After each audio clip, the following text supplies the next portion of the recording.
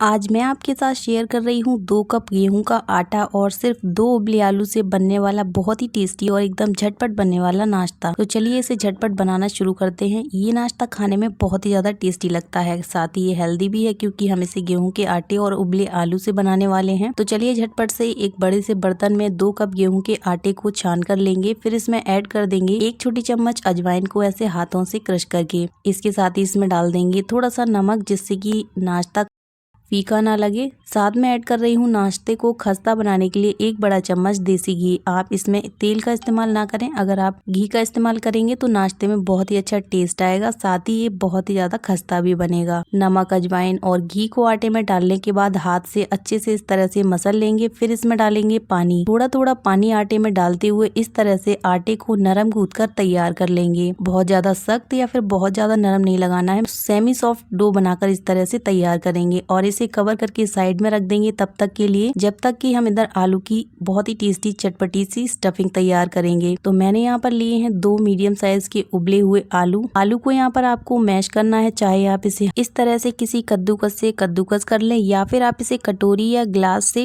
एकदम अच्छे से तरह से मैश कर लें। इसमें बिल्कुल भी गुठलियां वगैरह नहीं रहनी चाहिए। मैंने यहाँ पर आलूओं को कद्दूकस कर लिया है। इसके बाद इसमें ऐड किया है टेस्ट के अकॉर्डिंग नमक, बारीक कटी हुई हरी मिर्च, 1 चम्मच धनिया पाउडर, आधा चम्मच हल्दी पाउडर, आधा चम्मच कश्मीरी लाल मिर्च पाउडर, 2 से 3 पिंच गरम मसाला ऐड कर दिया है, 1 चम्मच चाट मसाला ऐड कर दिया है। अब इन सभी मसालों को अच्छे से इस तरह से मिक्स करेंगे। इस तरह से हमारी आलू की बहुत ही टेस्टी थोड़ी सी चटपटी स्टफिंग बनकर तैयार हो गई है। इस तरह से जब आप आलू और गेहूं के आटे का ये नाश्ता बनाकर तैयार करेंगे और सभी को खिलाएंगे तो ये बहुत ही ज्यादा पसंद आएगा। यहाँ पर हमने आलू की स्टफिंग तैयार कर ली है, आटे को रेस्ट पर रख दिया था, ये अच्छे से सॉफ्ट हो गया है। आप चाहें तो इसे एक बार मसल लें, नहीं तो आप इससे इस तरह से डायरेक्ट नाश्ता बनाना शुरू कर सकते हैं। आटे को मैंने यहाँ पर आटे में से इस तरह से 2 पेड़े तोड़ लिए हैं। रोटी या पराठे का जो लोई हम लेते हैं उससे थोड़ा सा बड़ा रखा है इसका साइज मैंने यहाँ पर, और इसे इस तरह से थोड़ा मोटाई में बेल कर तैयार कर लिया है। इसके बाद 1 से 2 चम्मच आलू का ये मसाला इसके ऊपर अच्छे से रखकर फैला देंगे किनारों तक, और फिर इसी तरह की एक और रोटी बेल लेंगे इसी साइज की। इस रोटी को पहली वाली रोटी के ऊपर इस तरह से चिपका देंगे और फिर इसे थोड़ा सा बेलन से रोल करेंगे। रोल करने के बाद इस तरह से इसे पतली पतली पट्टियों में काट लेंगे और फिर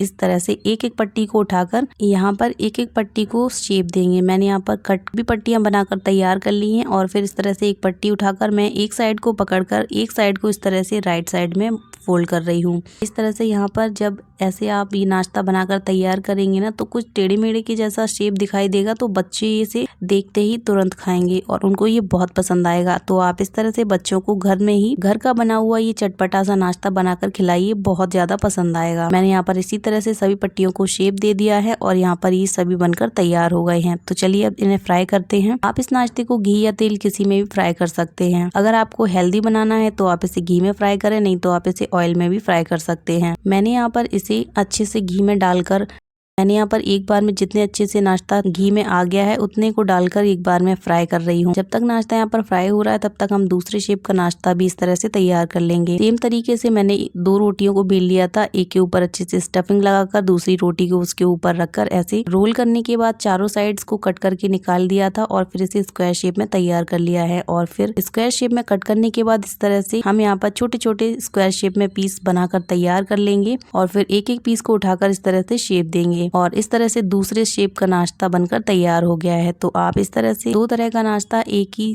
डो से बनाकर तैयार कर सकते हैं। जो भी शेप आपको ज्यादा अच्छा लगे उस शेप में आप इस नाश्ते को बनाकर तैयार कर सकते हैं। इसे बनाना बहुत ही आसान है और कम से कम 10 से 15 मिनट में ये बनकर तैयार हो जाता है। यहाँ पर जो हमने नाश्ता घी में फ्राई करने के लिए डाला हुआ था उसे बीच बीच में चलाते हुए हल्का सा गोल्डन कलर आने तक फ्राई कर लिया है।